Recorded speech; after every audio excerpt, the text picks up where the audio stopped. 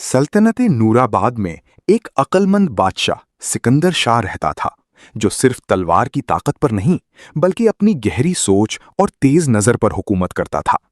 और एक दिन उसके दरबार में दूर के गांव बंसीपुरा के डरे हुए लोग पहुंचे और उन्होंने बताया कि उनके गांव के पीछे काली धार के जंगल से हर रात अजीब आवाजें आती हैं, नीली रोशनी चमकती है और मदद के लिए चीखें गूंजती हैं, और कुछ लोग तो हमेशा के लिए गायब हो चुके हैं।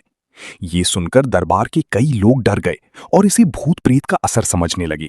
लेकिन बादशाह ने उनकी बात पर यकीन नहीं किया और कहा कि जहां लोगों को रूह नजर आए वहां अक्सर किसी जिंदा इंसान का हाथ होता है।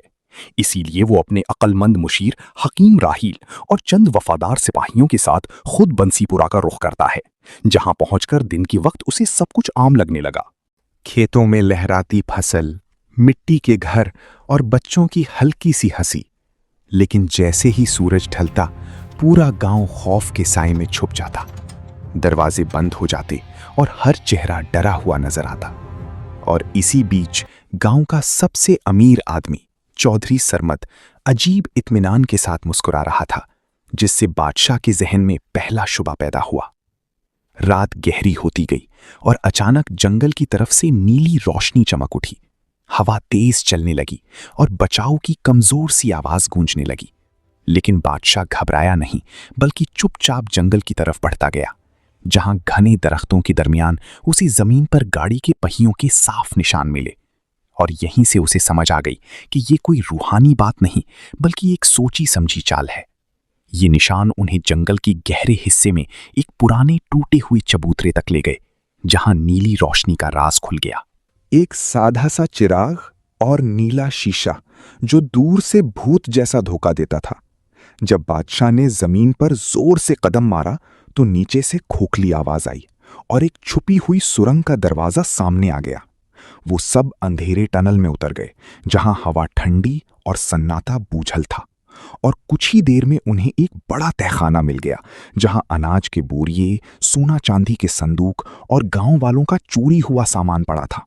साथ ही दो मजलूम गांव वाले बंधे हुए मदद के लिए पुकार रहे थे।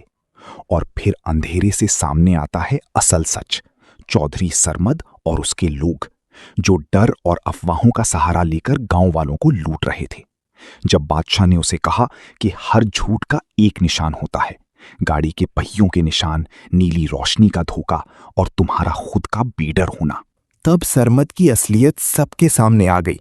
एक छोटी सी झड़प हुई, लेकिन बादशाह की हिकमत से पहले से छुपाए गए सिपाहियों ने उन्हें घेर लिया और कुछ ही लम्हों में सब काबू में आ गए। सुबह जब पूरा गांव जमा हुआ तो बादशाह ने उन्हें सच दिखाया कि जंगल नहीं बल्कि उनका डर ही असल श्राप था, और जो उनके बीच रहता था वही उनका सबसे बड़ा दुश्मन निकला। चोरी का सारा माल वापस दिया गया और चौधरी सरमद को सजा मिली। फिर बादशाह ने एक ईमानदार और होशियार नौजवान अयान को गांव का नया निगरान बनाया, जो गुर्बत के बावजूद सच और हिम्मत की मिसाल था। लेकिन जब सब लोग समझे कि कहानी यहीं खत्म हो गई, लेकिन बादशाह को उसी तहखाने की कोने में एक पुराना लोहे का संदूक मिलता है, जिसमें सोना नहीं बल्कि एक पुराना नक्शा होता है, जो काली धार की जंगल के नीचे छुपे पानी के रास्तों की तरफ इशारा करता है। और बादशाह दूर गहरी जंगल की तरफ देखकर हल्की सी मुस्कुराहट के साथ समझ जाता है कि ये कहानी खत्म नहीं हुई, बल्कि असल राज अब शुरू हुआ है।